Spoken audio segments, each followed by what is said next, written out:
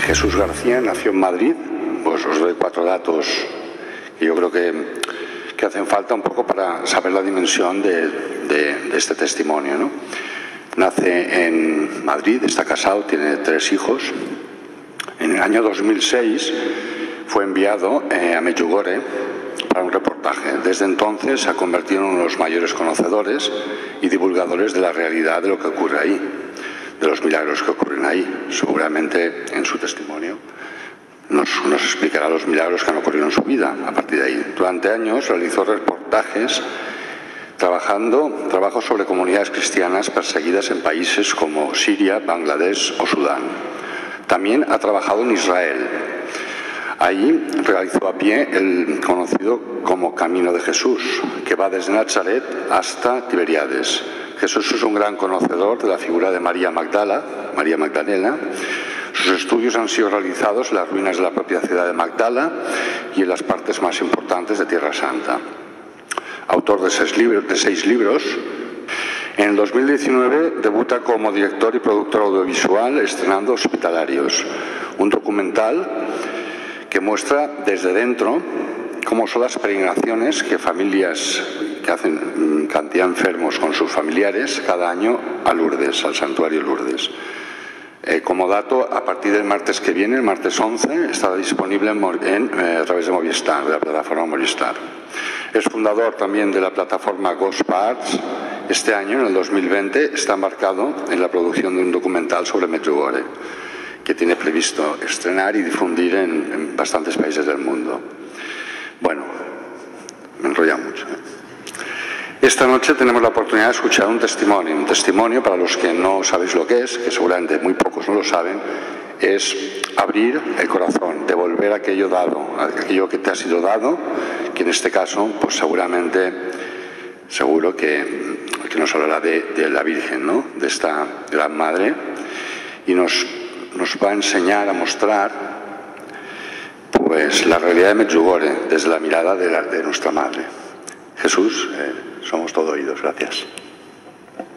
Bien, yo os voy a contar qué es Medjugorje, cómo lo conocí yo y para terminar, qué pienso que es o qué supone pues para nosotros que somos coetáneos de este fenómeno, ¿no? Y que estamos viviéndolo mientras Medjugorje está sucediendo. Pero Medjugorje, para empezar, es un pueblecito, una pequeña aldea en Bosnia y Herzegovina, la antigua Yugoslavia, que hasta 1981 era pues una aldea anónima más de la vieja Europa, pues como tantas otras, en la que había 400 habitantes más o menos, que se dedicaban sobre todo al cultivo de la vid, del tabaco, de la patata, tenían ganado. Era la Yugoslavia comunista. Es cierto que el comunismo de Tito no era tan severo en algunas cosas como otros, pero bueno, era el comunismo. Y podían celebrar la fe en los lugares reservados para ello, nunca fuera, y en las casas pues tampoco era conveniente. Y entonces, ¿qué sucede? ¿Por qué Medjugorje deja de ser un pueblecito anónimo? Pues todo comienza la tarde del 24 de junio de 1981, cuando una muchacha de Sarajevo, Mirjana, de 15-16 años, regresa a Medjugorje porque ha terminado el curso, se va allí de vacaciones, allí es donde viven sus abuelos,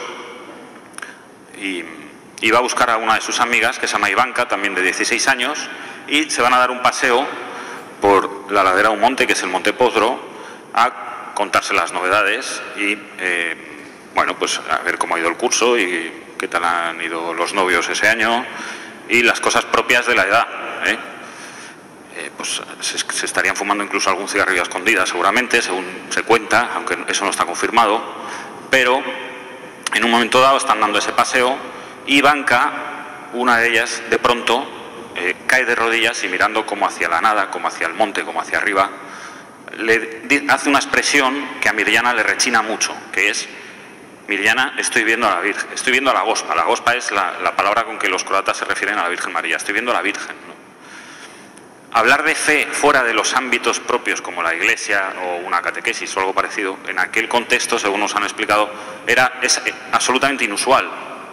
Entonces, a Mirjana, que además ella era más cosmopolita, ella vivía en Sarajevo, aquello le sonó a una supina estupidez y de hecho le contestó muy borde a su compañera, a su amiga Ivanka, y le dijo algo así como: no tendrá la Virgen otra cosa que hacer que venirte a ver a ti.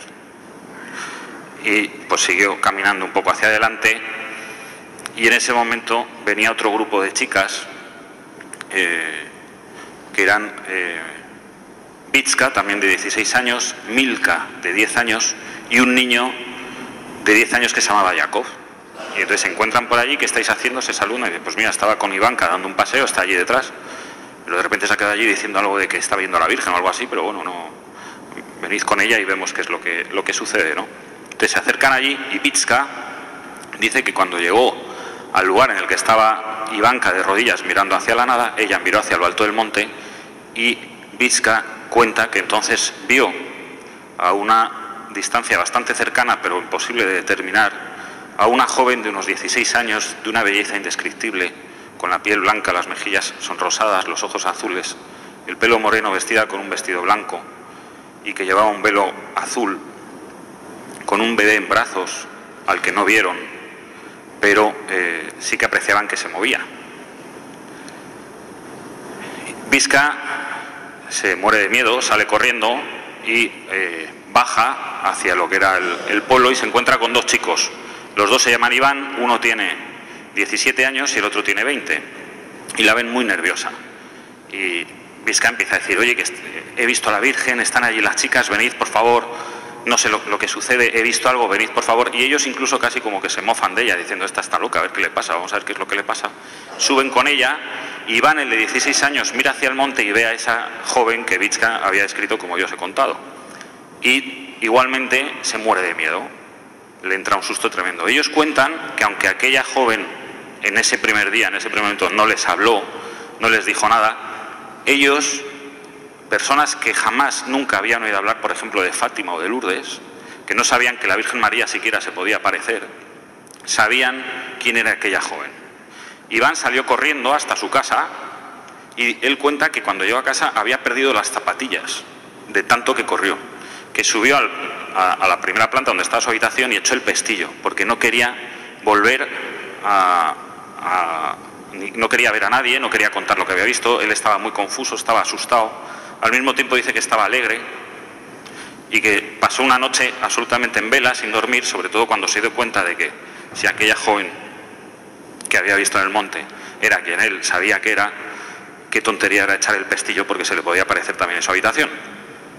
Y entonces pasó la noche en vela, pues muerto de miedo, ¿no? ¿Cómo se gestiona esto? Al día siguiente, cuando Iván sale de casa, sus padres le llaman: oye, ¿qué están diciendo las chicas? ¿Qué es lo que habéis visto ahí en el monte? Iván no quiere decir nada, es un chico muy introvertido además. No quiere decir nada, dejadme en paz, dejadme tranquilo, cuidado con lo que estáis diciendo de la Virgen y cuidado con lo que estáis haciendo, que nos estamos jugando mucho, no digáis tonterías, os van a reír, se están riendo de vosotros. Total, que la cosa, resumiendo mucho, se concreta en que esa misma tarde, del 25 de junio ya, quedan que van a volver al mismo sitio más o menos a la misma hora y van acompañados de una serie de personas, pues algunos de sus padres, hermanos, primos, en fin, gente, vecinos de allí, y van acompañados de unas 15 personas y van Iván, el de 16 años, Vitska, Mirjana y Ivanka, que son las dos primeras. Milka, la niña de 10 años, no va porque su madre no la deja, pero en cambio sí que va una hermana de Milka que se llama María, que tiene 16 años, es de la edad de las otras 4, y va Iván, el de 17 años. El de 20 no va porque se había quedado a trabajar. Y estos 6 chicos, el 25 de junio, en un momento dado, acompañados de un grupo de gente, ven de nuevo en la ladera del monte. Cuentan las crónicas que hay de aquellos tiempos, cuentan las personas que les acompañaban, lo que contaron es que de pronto los chicos empezaron a correr monte arriba parecía que llevaban alas en los pies, como si volaran, imposibles de alcanzar, y que cuando ya les alcanzan 8 minutos o 10 minutos después, estaban en éxtasis. Esto es, que estaban todos de rodillas, en una especie de estado que no respondían a estímulos externos, que no les contestaban, que estaban hablaban como sin voz, movían la boca, no sabían qué les pasaban, y unos pocos minutos después salieron de aquel estado misterioso, extraño, curioso, y dicen que era una mezcla, lo que tenían esos chicos, de alegría, histeria, euforia, felicidad, que lloraban al mismo tiempo que reían. Era como si estuviesen borrachos, ¿no? Y bajan al monte y cuentan pues que cuando le han preguntado quién es, ella les ha dicho: yo soy la reina de la paz. Y en concreto el mensaje ese 25 de junio es: paz, paz, paz. La paz debe reinar entre Dios y el hombre y entre todos los hombres. Y les pide que recen por la paz. Ella es la reina de la paz, y que bueno, pues ya saben quién es, ¿no? Al quinto día, todo esto se repite todos los días, ya a la misma hora más o menos, en el mismo lugar. Al quinto día había en Medjugorje ya más de 25.000 personas rezando el rosario. Estamos hablando de un país comunista. Entonces los comunistas se pusieron muy nerviosos, ¿no? Porque esto no podía pasar, y entonces ya al quinto día mandan allí, envían a la policía. No era policía en sí, era pues la armada, el ejército, algo parecido, ¿no? Y empiezan lo que eran las persecuciones. Llega un momento, en aquel primer verano de 1981, que el ejército acordona el monte para que no vayan allí los chicos, pero la Virgen María se les aparecía donde estuviesen. No solo una vez a una hora concreta, sino varias veces en distintos momentos, en distintos lugares. No hacía falta que estuviesen los 6 juntos, a lo mejor estaba uno solo y se le aparecía a él, a lo mejor estaban 2 y se le aparecía a los 2. Y se daban una serie de cosas asombrosas, como estamos diciendo, ¿no? Y a partir de ahí empieza el fenómeno de Medjugorje, que es mundialmente conocido. ¿Cómo conozco yo Medjugorje? Bien, antes de explicaros cómo conozco Medjugorje, os voy a explicar un poco, para poner en contexto, quién era yo, ¿no? Quién es Jesús García cuando empieza a oír hablar de Medjugorje y cuando conoce Medjugorje. Yo nací en una familia cristiana, nací en el año 77, fui a un colegio católico. Todos los que nacemos más o menos en esa época en España, pues lo normal nos viene de fábrica, ¿no? Pues te bautizan y luego pues vas a catequesis y haces la comunión, los domingos se va a misa, luego se come en familia. En fin, era pues un escenario como muy unificado, ¿no? Luego llegas a la adolescencia y es verdad que pues empiezas a tener otros flujos de información. Te empiezas a hacer las primeras grandes preguntas de la vida. En tu casa y en el colegio no te las responden. Por los otros flujos de información, la verdad es que tampoco, pero son más divertidos, ¿no? Entonces, pues como que te vas alejando un poco de lo que te han ido enseñando en casa y en el colegio. Y yo me alejé de la práctica de la fe, de la evidencia de la fe. Yo siempre digo, yo creo que nunca dejé de creer en Dios. Pero sí que es cierto que Jesucristo para mí era un personaje histórico, pues como puede ser el Cid o Napoleón o Carlomagno, ¿no? Y Dios, pues al fin y al cabo, pues sí, alguien había creado todo esto, pero estaba ahí arriba observando y no intervenía, ¿no? Era una especie de casco azul, que su misión es estar ahí y, bueno, pues que no pasase nada, ¿no? Hay un momento de mi vida, justo antes de yo conocer Medjugorje, que es muy importante. Yo esto lo cuento porque, o sea, yo de lo que yo hablo es de que, porque al final de eso se trata Medjugorje también, ¿no? O sea, de que Dios existe, interviene en la vida de las personas, en la vida de aquellas personas que se dejan intervenir.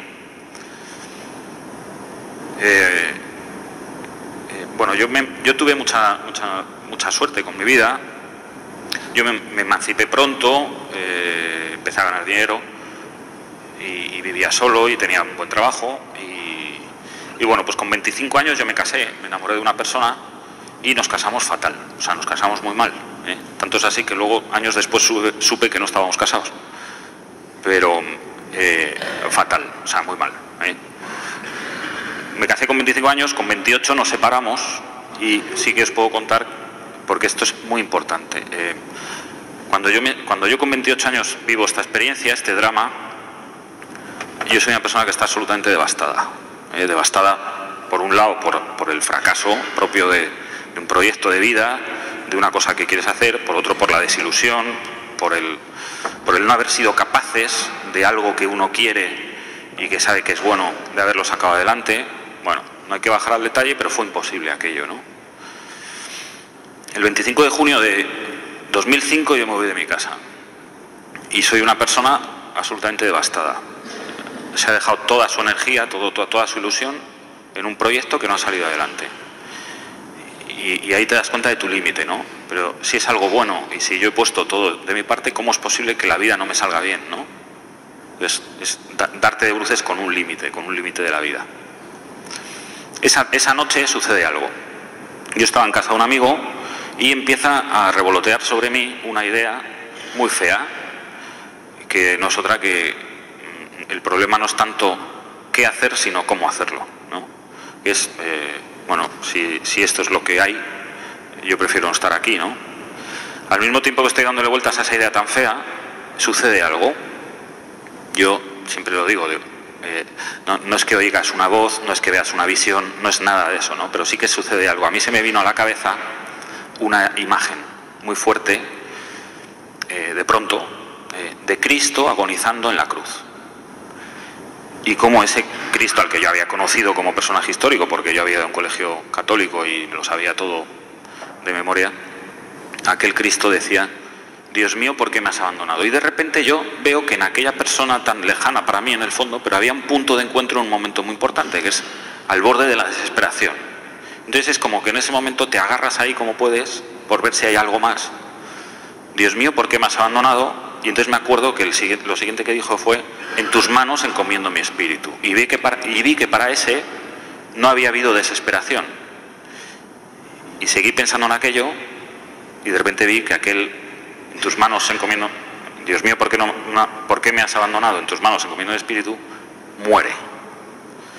Y ahí me di cuenta de que yo estaba como muerto, de que mi vida, no había vida, no existía mi vida. Y me di cuenta de que después de morir Cristo resucitó. Y de que si había alguna oportunidad para mí en este mundo, era en la estela de aquel, a la sombra de aquel que habiendo muerto, había resucitado. Entonces yo me puse de rodillas en la habitación de casa de este amigo en la Sierra de Madrid. El día que me iba de casa, hice una especie de oración. Tampoco es que te pongas ahí a rezar, ¿no? Pero es una especie de deseo, de anhelo, Me puse de rodillas y dije: Dios, si tú estás ahí, coge tú las riendas de mi vida, porque a mí no me sale. A mí mi vida no me sale. Yo no había hecho una oración así espontánea en la vida, vamos, no se me ocurría, ¿no? No se me ocurría que hubiese alguien al otro lado del teléfono, vamos. Y me dormí. Yo hoy, tantos años después, tengo la certeza absoluta de que ese es el día que cambia mi vida. Absolutamente. Si a mí esa noche se me aparece un ángel en aquella habitación y me enseña una foto de lo que es mi vida, 15 años después, yo le echo a patadas de la habitación, porque eso era imposible. Yo hubiese pensado que se estaba riendo de mí, ¿no? Vete a vender motos a otro. Gracias a Dios no se me apareció ningún ángel, ¿no?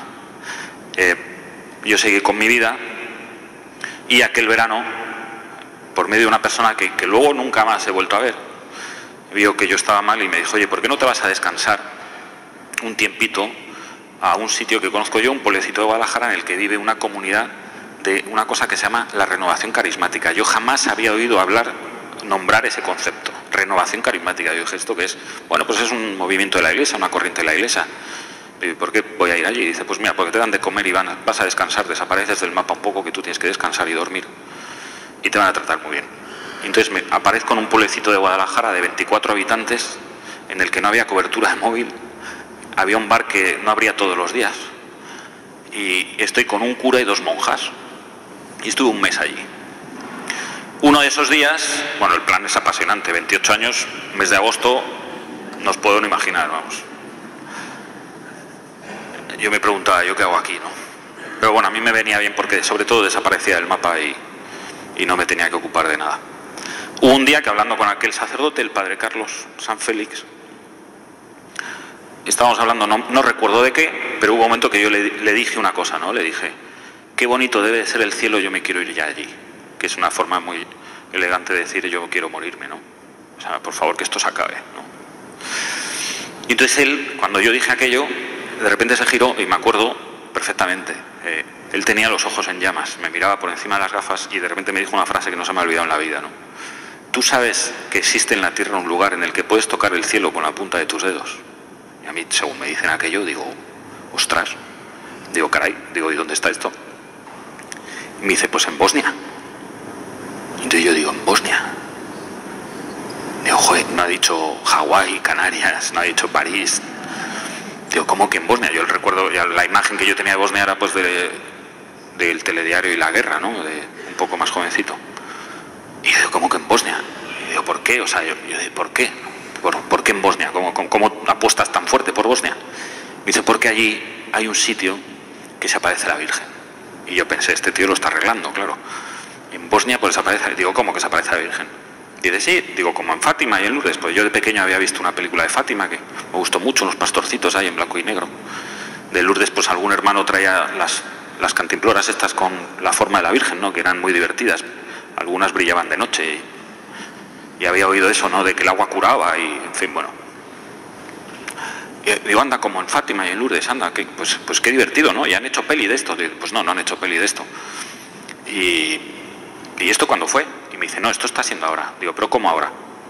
Dice, no, pues hoy. Digo, ¿cómo que hoy? Y dice, sí, dice, mira, desde 1981 todos los días pasa esto, se aparece la Virgen por la tarde. Y yo pensé, esto es mentira, porque os aseguro que si fuese verdad mi madre ya se habría enterado.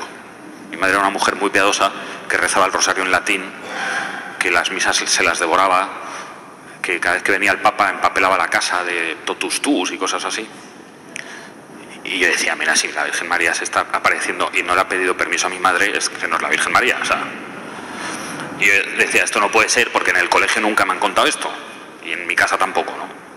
Bueno, más allá del chiste, yo estaba en un momento bastante sensible y pensé que aquello era un cachondeo, ¿no? Y entonces mostré digo, vale, dejé de decir tonterías, mira, yo no estoy aquí para tonterías, yo hoy mismo cojo la maleta, me voy a mi casa, y el padre Carlos me dijo, mira, tú haz lo que te dé la gana. Y yo, si quieres, te dejo aquí este librito aquí encima de la mesa, pero te lo llevas, vete a Madrid, haz la maleta, pero llévatelo si quieres, ¿no? Y entonces me dejó ahí con mi enfado y cogí el libro. Y vi la portada, era un libro espectacular, ¿eh?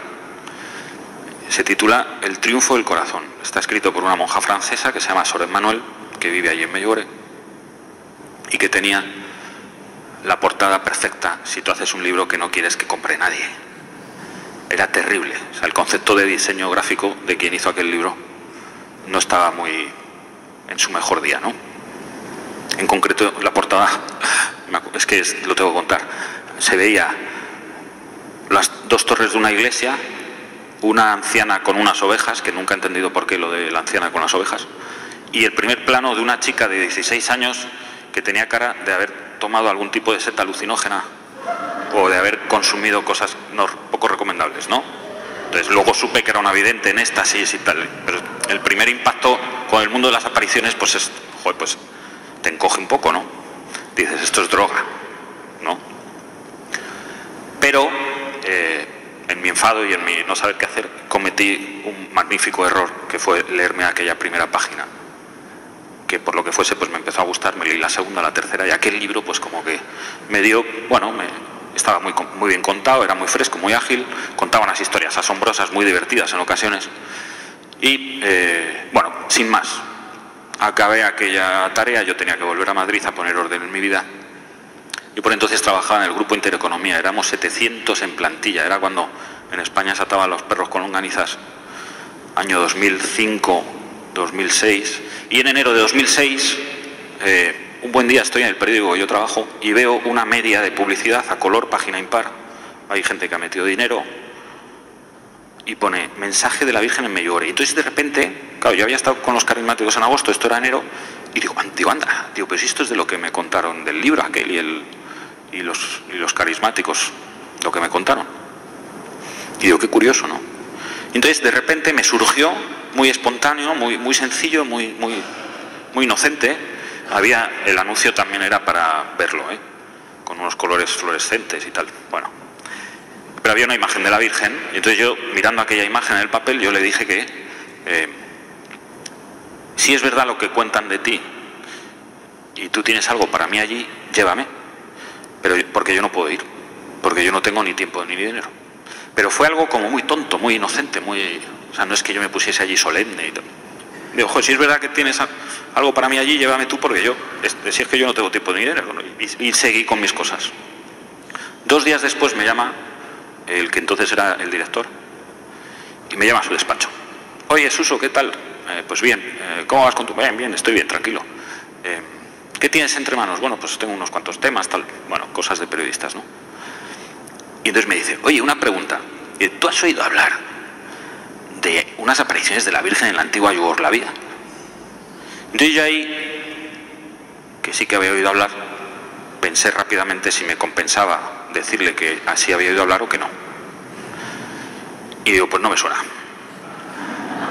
Digo, no me suena. Porque yo no sabía hasta dónde iba a llegar este buen hombre, ¿no? A ver, yo, según me dijo aquello, yo era consciente de lo que había pasado 2 días antes, ¿no? Y yo me puse muy nervioso, ¿no? Porque es un poco como ¿dónde está la cámara? Es un poco tipo show de Truman, ¿no? Cuidado que me vigilan, o sea. Y digo, pues no me suena.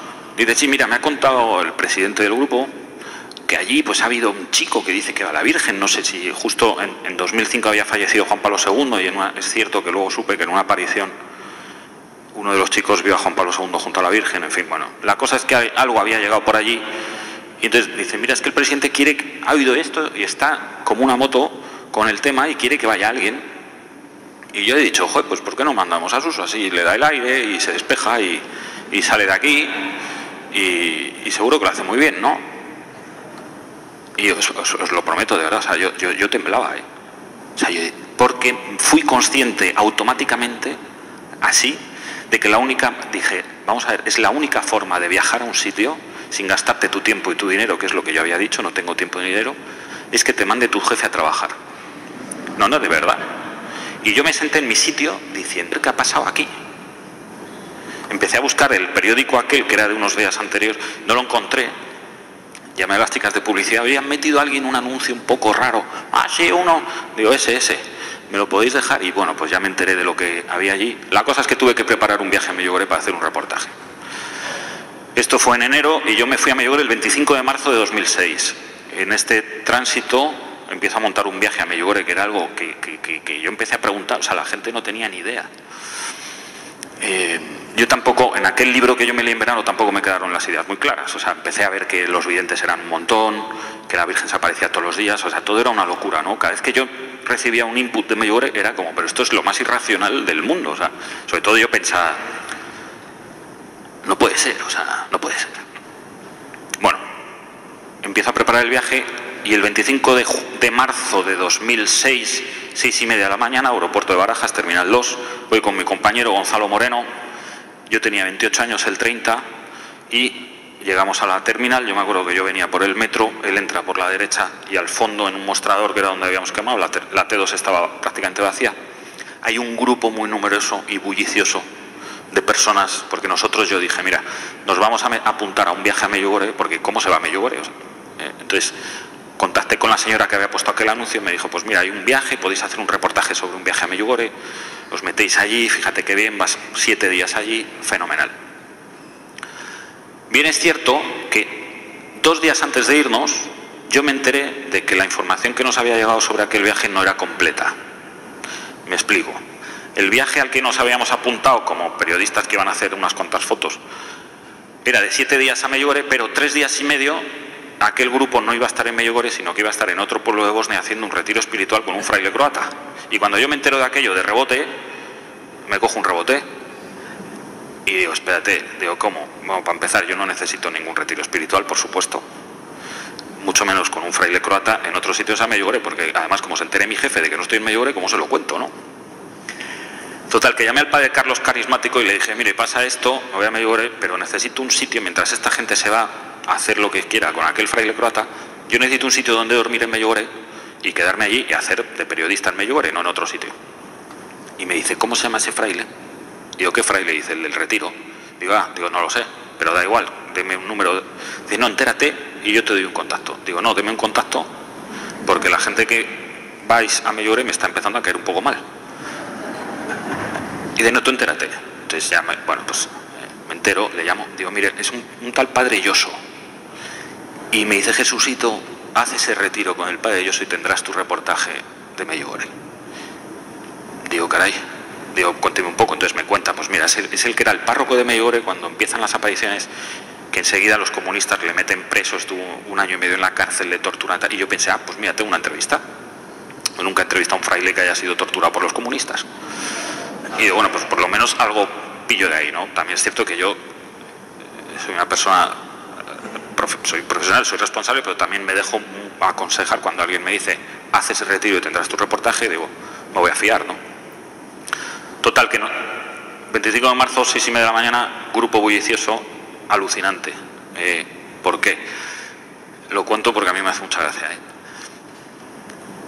Yo veo que hay un grupo, ahora tengo 42 años y me da igual, pero con 28 yo vi aquel grupo que eran unas 50 señoras de 40 largos entusiasmadas con el plan, o sea, parejas, parecía un after hour del jolgorio que había, 2 curas legionarios de Cristo muy serios, muy bien plantados allí, y 2 tipos que eran, luego lo supe, ¿no? Entonces solo les vi, ermitaños eucarísticos vestidos de ermitaños eucarísticos, no lo disimulaban.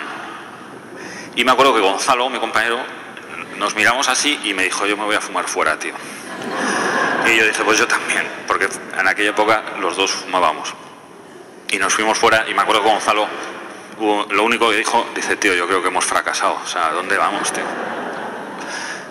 Digo, bueno, por lo menos lo paga el trabajo, tío, ¿sabes? Ya habrá algún sitio donde tomar una cerveza, no sé. Y allí que nos fuimos. Bien, llegamos a Medjugorje. Lo voy a resumir mucho, hay cosas, muchas cosas no las cuento. Pero al día siguiente, empieza por la tarde, nosotros llegamos un sábado, 25 de marzo, el 26 por la noche, domingo, empieza el famoso retiro con el padre Yoso, que era este hombre tan importante. Bueno, el núcleo duro de la peregrinación de señoras estaba, o sea, entusiasmada con el tema del padre. Uy, ya veréis, uy, la que os va a caer. Y se miraban así, hacían jiji, jaja, esto sí. Bueno. Total, que llegamos allí y empieza el retiro con el padre Yoso. Él nos sienta en una especie de aula. Éramos 64 personas. Gonzalo y yo nos sentamos en la fila de atrás, no en la siguiente. O sea, en plan, estamos aquí, pero somos periodistas. Y vamos un poco de listos. Y entonces el padre Yoso nos pide que uno por uno con un micrófono, el primero pues se presente, diga quién es, de dónde viene y por qué ha ido a Medjugorje. Entonces, bueno, pues una señora coge el micrófono, pues me llamo fulanita, vengo a Madrid y vengo a Medjugorje porque, y entonces sucede algo. Yo nunca había visto a nadie dar testimonio delante de un montón de desconocidos, ¿no? En la vida, ¿no? Que alguien coja ahí el micrófono y se desnude de su vida. Y entonces cuenta una historia tremenda. Tengo una nota, o sea, el día que llegamos el sábado hubo adoración en la parroquia, como hemos hecho ahora, ¿no? La parroquia estaba a reventar. Yo me acuerdo que conté más o menos la gente que había, por cabezas que veía, por banco, multipliqué la gente que había tal, y dijo, aquí hay metidos 1.500 personas. Digo, ¿y estos tíos qué hacen aquí? O sea, ¿por qué vienen aquí? Vi que había asiáticos, africanos, americanos, de todos los colores. Me acuerdo una mujer que debía ser coreana o vietnamita, y yo decía, ¿pero esta señora qué ha hecho? O sea, ¿tú sabes lo lejos que está su casa? Porque yo decía, yo entiendo que alguien venga si él va a ver a la Virgen, pero para una adoración que se vaya a su parroquia, porque una adoración o una misa pues tampoco me parece como para pegarte un viaje de 18.000 kilómetros.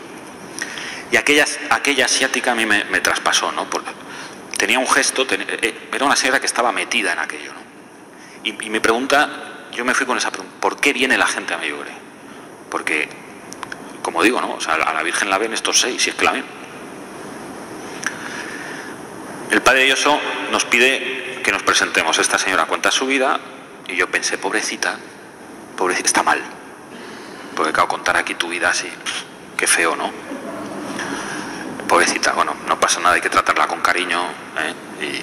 Y entonces pasa el micrófono y la siguiente persona igual, da ahí un testimonio que se te va la olla. Y yo dije, y entonces el siguiente también, y el siguiente, ¿no? Y unos, vamos a ver, nada, quiero decir, la vida, la dureza de la vida. Recuerdo una señora que tenía 4 hijos, uno murió por una sobredosis, y otro murió estampado contra unas rocas haciendo surf, por ejemplo, ¿no? Y he venido a Medjugorje porque mi hija me ha traído, pues, no sé, un señor con un diagnóstico, unos meses de vida, ¿no? Otro que le había abandonado a su mujer con un montón de hijos. Bueno, yo, o sea, cada vez que yo... Entonces, más o menos cuando el micrófono estaba a mitad de camino, yo tuve una respuesta. Yo dije, ya sé por qué viene la gente a Medjugorje. La gente viene a Medjugorje porque en su casa no ha encontrado respuestas para su vida. El psiquiatra no le ha dado una respuesta, el dinero no le ha dado una respuesta, su amante no le ha dado una respuesta, su familia no le ha dado una respuesta, su trabajo no le ha dado una respuesta. Y todos necesitamos una respuesta. Y estos no la han encontrado allí y vienen aquí. Entonces ya, por lo menos ya sé que vienen buscando. Buscando qué respuestas para su vida. Porque es inexplicable lo que ha sucedido en su vida y no lo soportan. Yo ahí, sin darme cuenta, me empecé a dar cuenta de que empecé a dejar de ser periodista y empecé a ser peregrino en realidad, ¿no? Porque yo también necesitaba muchas respuestas. Cuando el micrófono llega a Gonzalo, lo coge y el tío dice, me llamo Gonzalo Moreno, tengo 30 años, soy periodista y he venido a hacer un reportaje. Te recuerdo que el padre Yoso, que estaba apuntando así como en un folio, luego supe que apuntaba nuestros nombres y que al acabar aquello, por la noche se iba a la capilla a rezar por todos. Levanta la cabeza y le miró como, ¿este qué hace aquí? Y entonces Gonzalo me dio el micrófono. Y yo dije, pues yo soy Jesús García, tengo 28 años, trabajo en un periódico católico. Dije lo de católico para que el fraile se calmase un poco. Y pasé el micrófono y, claro, yo no conté nada de mi vida ni se me va a ocurrir, vamos, ¿no? Y entonces el padre Yoso comienza aquel retiro sobre, que en realidad es un retiro sobre Medjugorje y que efectivamente es quien mejor explica todo aquello, diciendo una cosa. Y fue así. Tenéis que haceros una pregunta. ¿Qué hacéis aquí? ¿Estás dispuesto a vivir un encuentro personal con Jesucristo? ¿Tú conoces a Jesucristo? Has hecho un largo viaje. Estás en un país extranjero. No me conoces, no hablas mi idioma. ¿Qué haces aquí? ¿Estás dispuesto a vivir un encuentro personal con Jesucristo? ¿O estás pensando en tu reportaje de tu periódico? Entonces, las 60 cabezas que había allí se giran. Y yo dije, qué fraile más majo, ¿no? Y, o sea, yo no entendía aquella hostilidad, no la entendí, ¿no? Yo creo que el padre Yoso es una persona que sabe cosas y él ya... 3 días y medio después de aquel retiro, en el cual el padre Yoso explica a Medjugorje desde un testimonio personal, porque efectivamente era el párroco, etcétera, etcétera. Yo siempre digo lo mismo, ¿no? El padre Yoso es mi padre. Yo le amo. Porque ha sido... O sea, a mí Dios se me ha revelado en el corazón de una forma misteriosa e inexplicable a través de ese hombre. A través de su entrega, de su sacrificio, de su testimonio, de una serie de dones que ese tío tiene que son inexplicables. Y yo me convierto en una especie de verdad, como de su hijo, o sea... Y entonces yo conozco Medjugorje en un pueblo que no es Medjugorje, en un retiro con el padre Yoso. Cuando acabó el retiro pudimos entrevistarle y luego tuvimos una charla con él de cerca de 2 horas. Y cuando volvimos a Madrid, Gonzalo y yo éramos el Capitán América y la Antorcha Humana. Quiero decir, claro, yo me siento en el despacho de mi jefe, me dice, bueno, ¿qué has visto por allí? ¿Se aparece la Virgen o no? Y yo, Rafa, tío, se aparece la Virgen. ¿Cómo que se aparece? Digo, mira, no la he visto porque yo fotos no la he hecho, ¿no? Pero allí pasa algo. Hay que hacer un reportaje. Bueno, pues venga, mételo en planillo. ¿Qué quieres? 2 columnas. Digo, ¿cómo que 2 columnas, tío? O sea, aquí hay que hacer un periódico entero. O sea, que se está apareciendo la Virgen. ¿Pero cómo que se está apareciendo la Virgen? Digo, mira, es que, ¿cómo te lo cuento? Tú déjame... Bueno, entonces empezó lo que yo siempre llamo la guerra del reportaje, que fue una serie de discusiones, de un montón de reuniones con un montón de gente, porque nosotros dijimos, mira, o sea, estoy dispuesto a prenderle fuego a la redacción, pero aquí se hace un reportaje, ¿no? Bueno, todo esto concluye con que nos dejaron hacer un reportaje, un suplemento de 24 páginas que fue muy divertido porque se reimprimió varias veces, la gente empezó a llamar. Yo creo que fue la primera vez que un medio de comunicación, o sea, que Medjugorje en España toma una dimensión pequeña, pero una dimensión mediática, y se empieza a... La gente de repente lo ve en un periódico y dice, oye, cuidado tú, ¿aquí qué pasa, no? 3 semanas después de aquello, Gonzalo toma la decisión, que nos cuenta un poco después, de que, bueno, de que deja el periódico, deja todo lo que tuviese por allí entre manos y que se va al seminario y se va a hacer cura. Entonces yo digo, este tiro me ha pasado súper cerca. Digo, cuidado con Medjugorje. O sea, yo estaba con un proceso de nulidad matrimonial y digo, bueno, pues este se hace cura y yo no. Y entonces empiezo, como habíamos hecho ese reportaje, por lo que fuese, yo empecé a hacer artículos y reportajes de Medjugorje y me empiezan a hacer entrevistas, me empiezan a pedir sitios que vaya a contarlo, sitios normalmente pequeñitos. Pues, por ejemplo, me acuerdo que en junio de 2006 pues, vino un periodista de Cataluña Cristiana, yo estuve con él, por ejemplo. Bueno, cosas, ¿no? Yo empiezo a conocer Medjugorje, empiezo a vivir mi conversión de Medjugorje, empiezo a profundizar en la vida de estos tíos que dicen que ven a la Virgen, en las investigaciones, en la postura de la Iglesia, en todo lo que ha sucedido en todos estos años. En España no había casi nadie que supiese de esto y yo decía, pero esto, ¿cómo es posible? O sea, bueno, un tiempo después hay un periodista que se llama Alex Rosal. Este es el que fundó en su día pues Alfa y Omega, luego fundó Fe y Razón, luego fundó la editorial Libros Libres. Me llama y me dice, oye, Suso, macho, bueno, él fue a Medjugorje casi por error. Y me dice, oye, ¿por qué no escribes un libro de Medjugorje, tío? Y digo, me encantaría, o sea, me encantaría. Pero no tengo tiempo. Yo trabajo en una redacción y trabajamos fines de semana, el móvil abierto día y noche, viajes, en fin. Y para hacer un libro necesitas un tiempo y un orden del que yo no disponía. Entonces, yo no tengo tiempo, le dije. Digo, pero Alex, es una idea espectacular, porque aquí en España no hay nada. Vamos a rezar a la Virgen para que te dé quien te escriba el libro de Medjugorje. Entonces, esta estrategia a Alex no le convenció mucho, ¿no? Dijo, sí, bueno, bien, pero hombre, tú tienes allí los contactos, tú conoces allí. Yo sí, Alex, pero no tengo tiempo. Bueno, unos días después, yo no recuerdo si fueron 2, 3, 6, 8, 10, no mucho, recibo una llamada que me hacen una oferta de trabajo en una institución benéfica de la Iglesia porque quieren un periodista para la comunicación. Y entonces voy a la entrevista y, bueno, pues me cuentan que es aquello, patatín, patatán, todo muy bonito, una cosa muy chula. Yo donde estaba trabajando a mí me gustaba mucho, yo estaba muy contento. Y cuando llega ya la cosa, digo, mira, pues sí, esto está muy bien, pero ¿cuánto pagáis aquí? Y dice, pues mira, aquí rico no te vas a hacer. Y digo, vaya, no te lo estás montando muy bien. Porque dice, mira, esto es una institución benéfica de la Iglesia, vivimos de donativos, pero mi baza es que aunque no te puedo dar mucho dinero, sí que te puedo dar mucho tiempo. Entonces esa palabra a mí se me vino como un tiro a la cabeza, porque yo había dicho que no escribía un libro de Medjugorje, pues no tenía tiempo. Entonces me llama un tío y me dice, te voy a ofrecer un trabajo que no te voy a dar dinero, pero te voy a dar tiempo. Entonces yo ahí dije, otra vez. O sea, otra vez. Porque yo sabía ya, o sea, quiero decir, tú no ya dices, vale, ya está, o sea, si es que firmo en blanco, ¿no? O sea, porque esto es una persecución, o sea, quiero decir, es un plan de Dios, ¿no? Y entonces, bueno, pues ¿cuándo te tengo que responder? No, bueno, pues tómate tu tiempo. Y yo me fui a mi casa, llamé a Alex, digo, oye Alex, tío, ¿tú has rezado mucho? Ah, pues no, Suso, pero bueno, vamos a rezar, ¿no? Digo, no hace falta. Yo voy a dejar el trabajo y te voy a hacer el libro.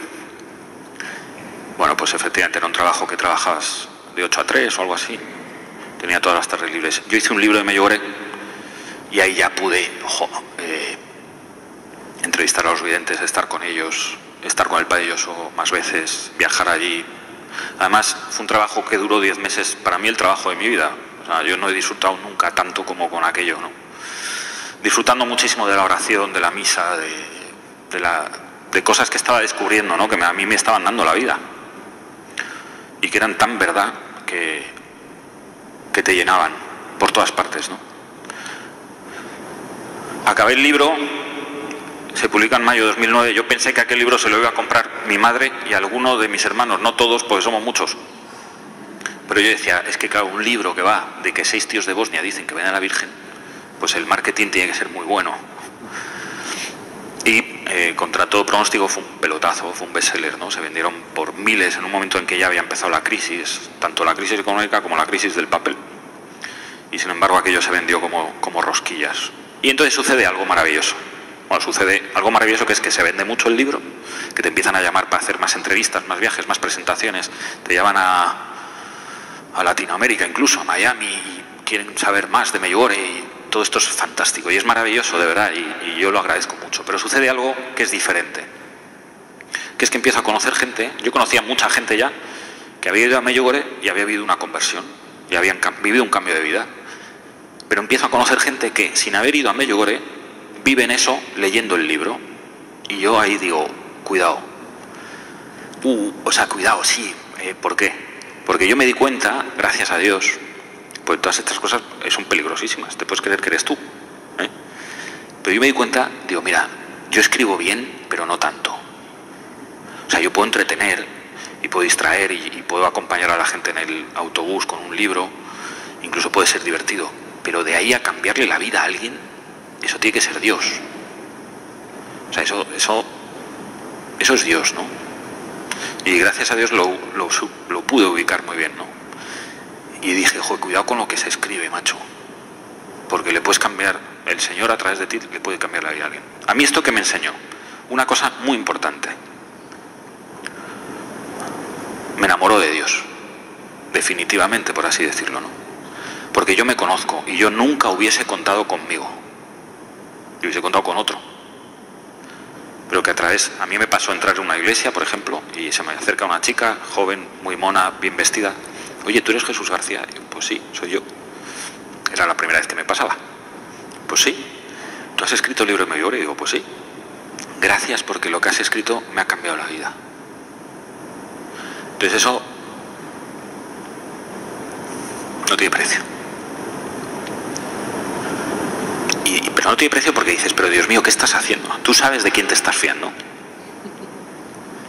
¿Por qué cuentas conmigo? Sí, los hay mejores. Bueno,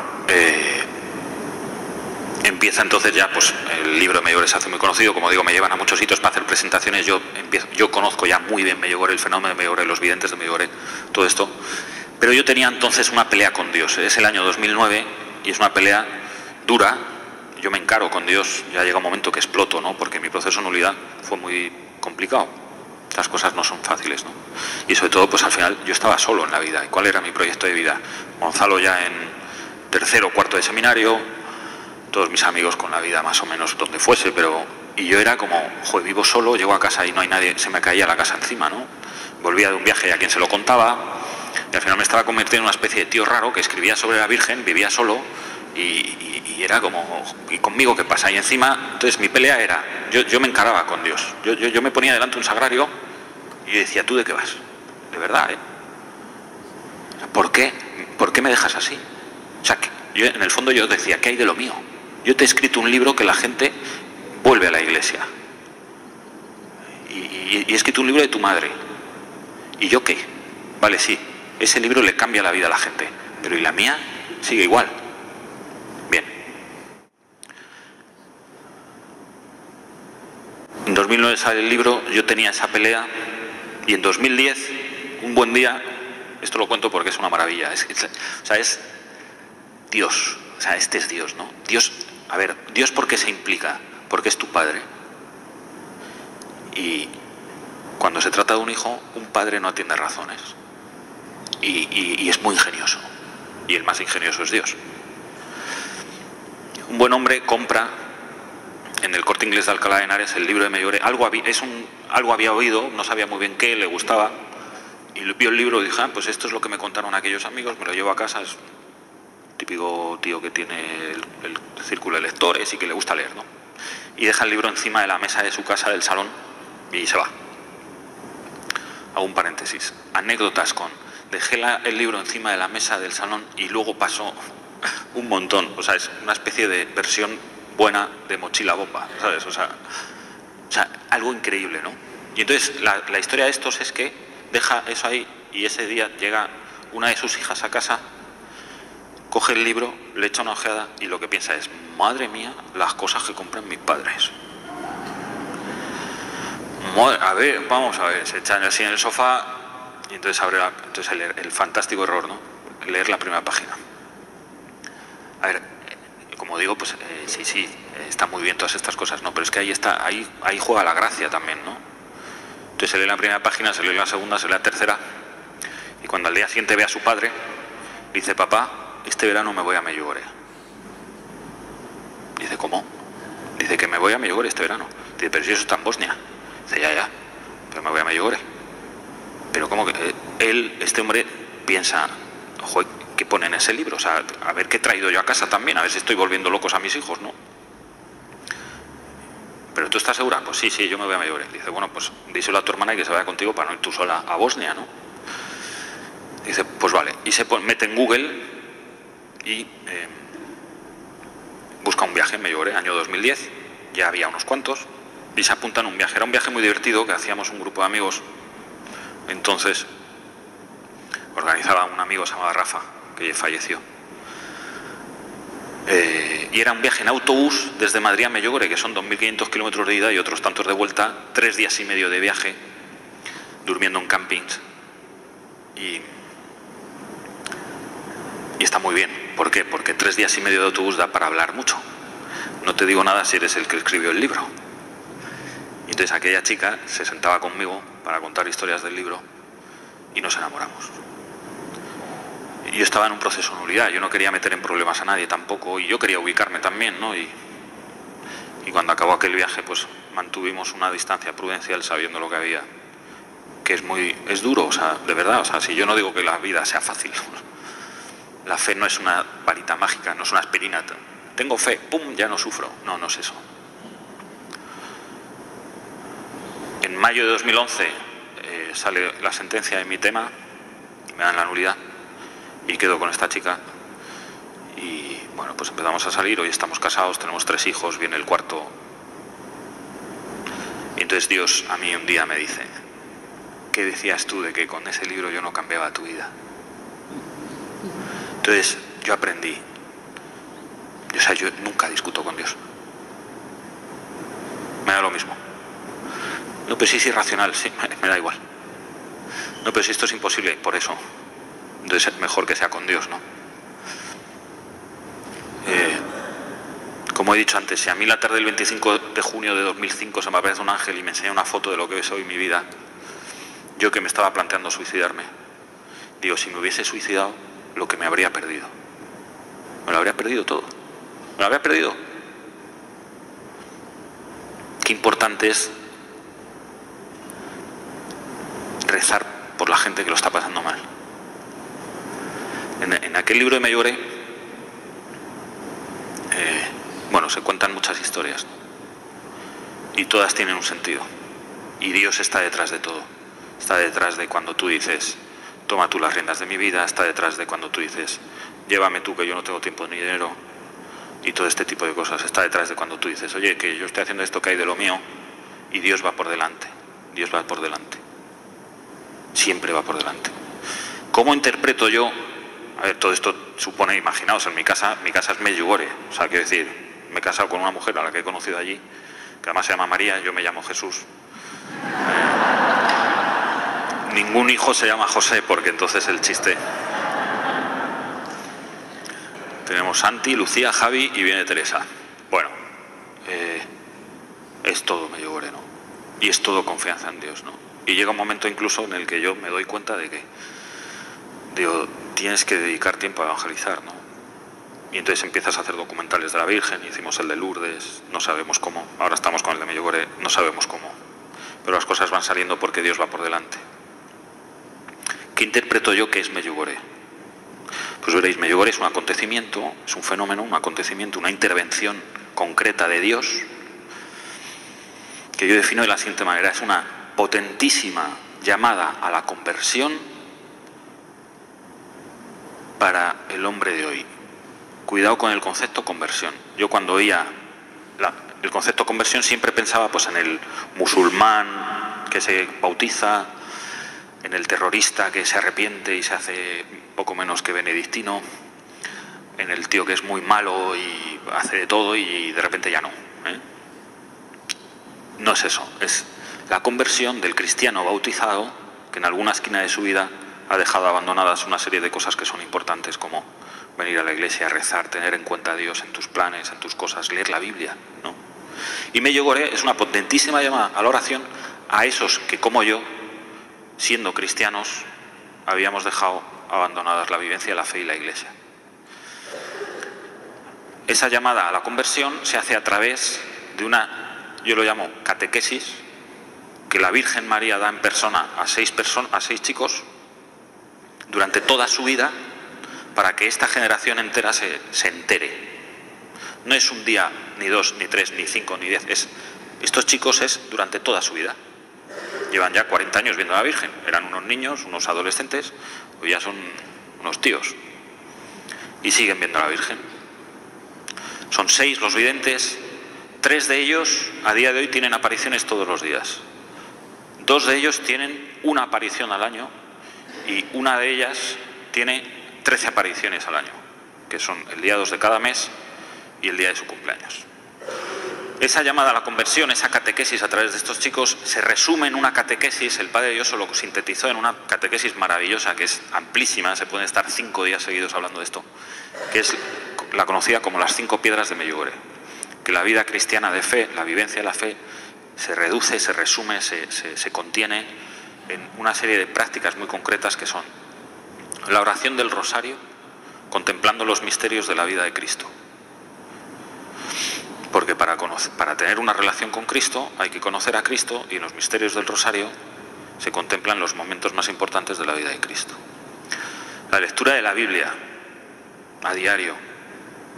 A mí me sucedió una cosa con Medjugorje, ¿no? Y es que me di cuenta de que yo no tenía Biblia. En mi casa no había Biblia, había un montón de libros y no había ninguna Biblia.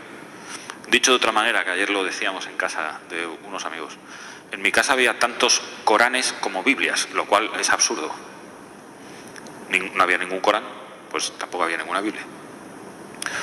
El ayuno semanal, la confesión mensual y la Eucaristía. O sea, sobre todo, todos esos mensajes de la Virgen que hablan de todas estas cosas terminan, son una especie de embudo que al final lo que te llevan es a la parroquia delante del sagrario. Y bien en la celebración de la Santa Misa o bien en la adoración eucarística, como hemos hecho antes. Todos los mensajes de la Virgen acaban en la Eucaristía, en la presencia real de Jesucristo, en la Iglesia, en ese sacramento. Por eso yo muchas veces digo, sobre todo ahora, ¿no?, que la Iglesia está tan discutida. Yo creo que no hay un momento o pocos momentos de la historia ha habido de la Iglesia que la Iglesia en el mundo tenga tan poca credibilidad ahora mismo. Y entonces a mí mis amigos me dicen, pero ¿cómo sigues siendo católico, no? Y digo, mira, yo soy católico porque Cristo está en la Iglesia. Está en la Eucaristía. Claro, me miran, o sea, flipan. Pero yo lo digo, mira, yo soy católico porque Cristo está en la Iglesia. Si Cristo estuviese en la luna, yo en vez de católico sería astronauta. Pero es que no está en la luna, está en la Iglesia, entonces soy católico. Entonces es como yo lo explico. Digo, yo estoy aquí por Él. Y como Él va a seguir aquí, yo sigo aquí. La catequesis de la Virgen María, en las 5 piedras de Medjugorje, te da una serie de pautas a través de las cuales tú conoces a Cristo. Y a través de las cuales, si te dejas hacer por Él, Cristo irrumpe en tu vida. Y Dios irrumpe en tu vida. Y la Virgen María irrumpe en tu vida. Surgen muchas preguntas sobre, bueno, de todos los colores, ¿no? Yo me hice en su día muchísimas preguntas. Yo he tenido la suerte de poder responderlas, o de preguntárselas a los propios videntes o al Padre Lloso. Por ejemplo, la típica pregunta, hoy lo hablaba con Borja, una de las típicas preguntas: ¿por qué tanto tiempo? ¿Por qué tantas apariciones? Y yo decía, porque es tu madre. Entonces, como he dicho antes, ¿no? Cuando se trata de un hijo, para una madre no atiende a razones. Entonces, ¿por qué tantas apariciones? Pues porque le da la gana. Porque es tu madre. Porque tú eres su hijo. ¿Por qué tantas apariciones? Por ti. Por mí. Yo estuve a punto de desesperarme. Entonces, ¿por qué tantas apariciones? Por mí. Por Jesús García. ¿Por qué? Porque soy su hijo. ¿Y tú tenías algo para mí? Claro que tengo algo para ti. Déjate. Abandona las cosas del mundo. No pongas tu corazón en el mundo. Ponlas en la Biblia. Padre Jesús nos decía, la Biblia, ¿por qué es importante la Biblia? Decía, vamos a ver cómo que por qué es importante. Me acuerdo que en aquel retiro un señor, hubo un momento dado que dijo, pues que a mí Dios nunca me dice nada, así como enfadado, ¿no? Y entonces el Padre Jesús se enfadó más todavía. Tenéis que ver a un croata enfadado. ¿Cómo que no te dice nada? Te ha dejado más de 1000 páginas escritas. No serás tú que nunca las has leído. Es como si me dices que nadie te escribe nunca una carta y vamos al buzón de tu casa y lo tienes lleno de cartas y tú nunca has abierto ese buzón. Lee la Biblia, ahí está Dios, ahí está tu Padre, ahí se encuentra contigo. Entonces yo me acuerdo que nada más volver a Madrid me compré una Biblia. Y yo decía, el Padre Jesús nos decía sobre la Biblia, de todos los libros que se han escrito a lo largo de la historia, todos son libros estáticos, menos la Biblia, que es dinámico. La Biblia está en movimiento. Tú te lees Los Tres Mosqueteros hoy y dentro de 20 años y D'Artagnan es el mismo. Te va a decir lo mismo. Puede que te des cuenta de una cosa o de otra, pero porque no te has dado cuenta, ¿no? Pero Dios te dice cosas diferentes leyendo lo mismo en momentos diferentes de tu vida. Y yo decía, pero si es que hay veces que lees la Biblia y no te enteras de nada. No se trata de entender.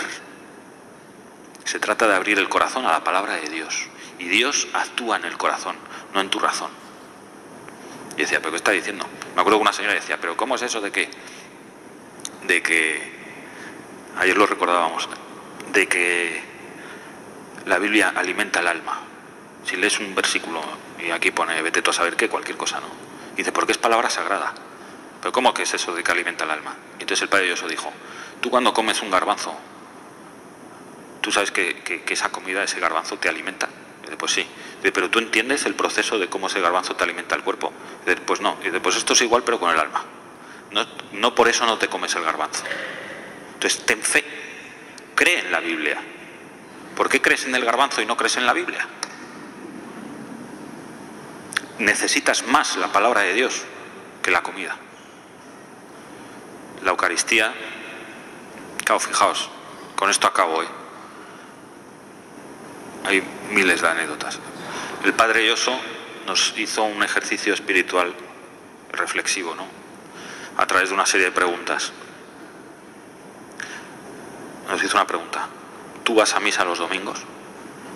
Y yo me acuerdo que por aquella época, pues, a ver, digo, pues yo sí voy los domingos. Yo era un poco, me acuerdo que era un poco como, yo esta me la sé. Digo, pues sí voy los domingos. Y dice, ¿y por qué vais a misa los domingos? Y yo dije, pues porque es cuando hay que ir, ¿no? Pues porque me lo dicen que vaya los domingos. ¿Y por qué vas a misa los domingos? Pues porque me lo dicen. Y dice, ¿y tú que vas a misa los domingos porque la iglesia te dice que vayas los domingos?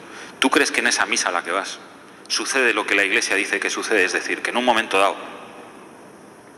el sacerdote pronuncia unas palabras con un trozo de pan que ni siquiera parece pan.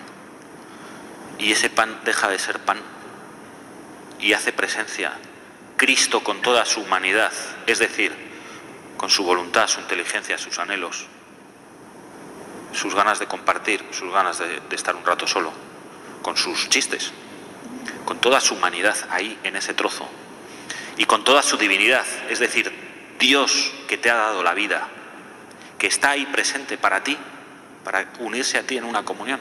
¿Tú esto te lo crees? Entonces yo me acuerdo, es definitivo. Esta pregunta es definitiva, porque yo dije, yo me lo creo, misteriosamente, porque es irracional, y yo no estoy loco, pero yo me lo creo. Entonces, yo fui consciente o plenamente consciente del regalo que tengo con eso que se llama fe, con el don. A mí siempre la fe es un don, y yo decía, ¿pero qué es eso de un don? Este es el don. Tú tienes una cosa que se llama fe, para estar convencido de cosas que son irracionales o indemostrables, mejor dicho, ¿no?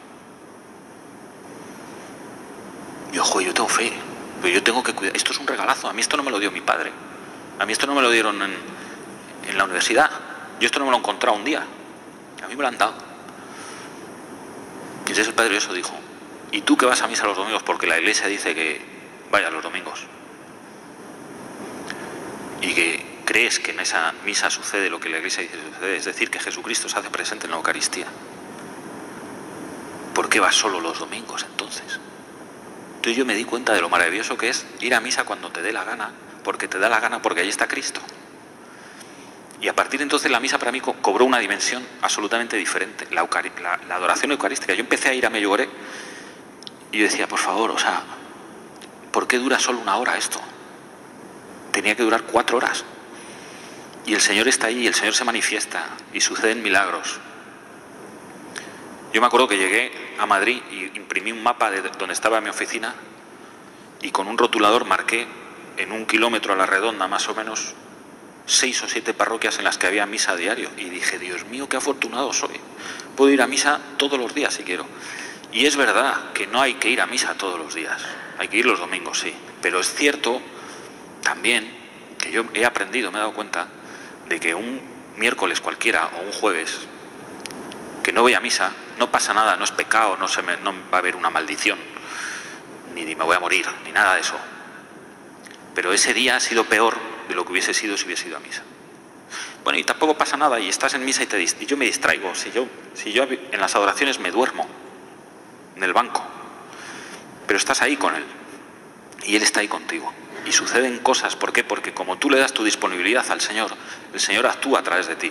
Y tú dices, pero si yo me conozco, los hay mejores. Y dice, ¿tú has visto a los apóstoles? ¿Qué te crees, que no sé que había mejores? Déjame hacer a mí. Y entonces vas conociendo al Señor. Y entonces te vas enamorando de Él, porque el Señor, por lo que sea, porque te ama, cuenta contigo. Dejaos, contad por el Señor. No os descartéis vosotros, no descartéis a otros. Poneos delante de Él y decir, aquí estoy, no sé para qué. Si a lo mejor es para nada, si a lo mejor es para estar. Como les dijo el Señor, ¿no? Velad conmigo, simplemente velad, ¿no? Y hay muchas veces que el Señor, pues aquí estoy.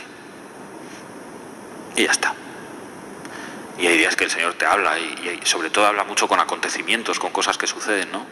Y todo lo que yo os he contado son acontecimientos. Dios habla, claro que habla. Habla poniéndote a un jefe que te manda a Medjugorje, viendo un anuncio, mandándote allí, el otro que se hace cura. ¿Qué queréis que os diga? ¿Cómo? Claro, la Virgen María se aparece en Medjugorje. Yo siempre digo lo mismo. Digo, mira, yo no la he visto. Yo si lo hubiese visto, la habéis entrevistado y le habéis hecho fotos. Pero no la he visto. Lo que sí que sé es que en Medjugorje pasa algo. Y es algo bueno, y es algo de Dios. Y si no es ella la que se parece allí, se le parece mucho. Y ahora ya, lo demás, pues que cada uno saque sus propias conclusiones, ¿no? Yo creo que es un lugar de gracia, en un momento de gracia, y los momentos de gracia y los lugares de gracia hay que aprovecharlos. Yo siempre digo, mira, Lourdes, a mí me encanta Lourdes, yo he hecho un documental de Lourdes, voy todos los años a Lourdes, me alucina la gruta. Yo la gruta de Lourdes de noche, aunque haga un poco de frío, se para el tiempo allí. Además, como hace frío, no te duermes.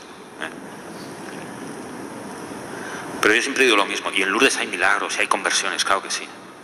Pero siempre digo lo mismo. Y a Lourdes hay que ir. Porque en Lourdes es un lugar en el que sucedió algo maravilloso. Y Medjugorje es un lugar en el que está sucediendo algo maravilloso. Y a mí me habría encantado ir a Lourdes con Bernardita. Y cuando voy a Medjugorje, estoy con ellos. Y es muy bonito estar en Medjugorje mientras está sucediendo. Yo siempre digo lo mismo, digo, mira, es como si vas a un estadio de fútbol. Tú vas al Bernabéu o al Nou Camp y entras un día que no hay partido y entras y dices, madre mía, qué grande es esto, ¿no? Pero es que cuando hay partido es distinto. Y en Medjugorje se está jugando el partido. A mí mucha gente me hace la pregunta trampa típica de, ¿y si tuvieses que decidir ir a Tierra Santa o a Medjugorje? Digo, bueno, pues ves a los dos sitios. No, pero imagínate que solo puedes ir a uno. Pero bueno, pues un día ve un año a uno y otro a otro. No, pero te mueres. Y tienes que decidir, es cuestión de vida o muerte y no tienes más ocasiones en tu vida. Digo, mira, Tierra Santa es un lugar al que ir, hay que ir, yo siempre lo digo, ¿no? Al menos una vez en la vida. Y Medjugorje es un lugar al que ir ahora. Y esto es lo que yo he conocido en Medjugorje. Como digo, os voy a contar una pequeña cosa. O sea, los videntes son 6, como digo. Ya os he contado que 3 de ellos tienen apariciones todos los días. Luego ellos, su carácter, cada uno es de su padre y de su madre. Son unos tíos muy normales. Todos se han casado. Que yo al principio decía, no se han hecho curas ni monjas. Estos no eran la Virgen. luego me he enterado de que muchos videntes de la Virgen que, por ejemplo, Juan Diego en Guadalupe era un hombre casado. Digo, estos no. Pues bueno, Dios sabrá. Luego la típica también pregunta, ¿y por qué tanto tiempo? Pues mirad, ya hay apariciones de la Virgen en las que, aprobadas por la Iglesia, en las que la Virgen se aparece más tiempo. Hay unas apariciones en Laus, los Alpes franceses, que la Virgen María, aprobadas por la Iglesia, se apareció durante 54 años. ¿Por qué tantos videntes? Son muchos. Que yo siempre digo, ¿pero dónde está el protocolo de apariciones? O sea, ¿cómo que son muchos? Sí, porque en Lourdes solo era una y en Fátima eran 3. Digo, bueno, pues mira, en Irlanda hay un sitio que se llama Knock, que fueron como 15. O sea, en el fondo es como, pues lo que Dios quiera. O sea, si Dios quiere que sean 100.000 millones, van a ser 100.000 millones, te pongas tú como te pongas. Porque al final se trata de lo que he dicho antes. Cuando de un hijo se trata, para una madre no atiende razones. Y eso es Medjugorje. Bueno, espero que más o menos os hayáis enterado de algo. Espero que os haya gustado y sobre todo espero que recéis por mí, por mi familia, por mí. Y por ese proyecto que estamos haciendo ahora, un documental de Medjugorje, que está quedando chulo, pero necesitamos, de verdad, por favor, ayudadnos mucho rezando, de verdad, rezando. Y si Dios quiere, este año lo estrenaremos en cines y ya pues no habrá que venir tan tarde a escucharme a mí, ¿no? Pondréis en un DVD y será maravilloso. Muchas gracias a todos y un fuerte abrazo, de verdad.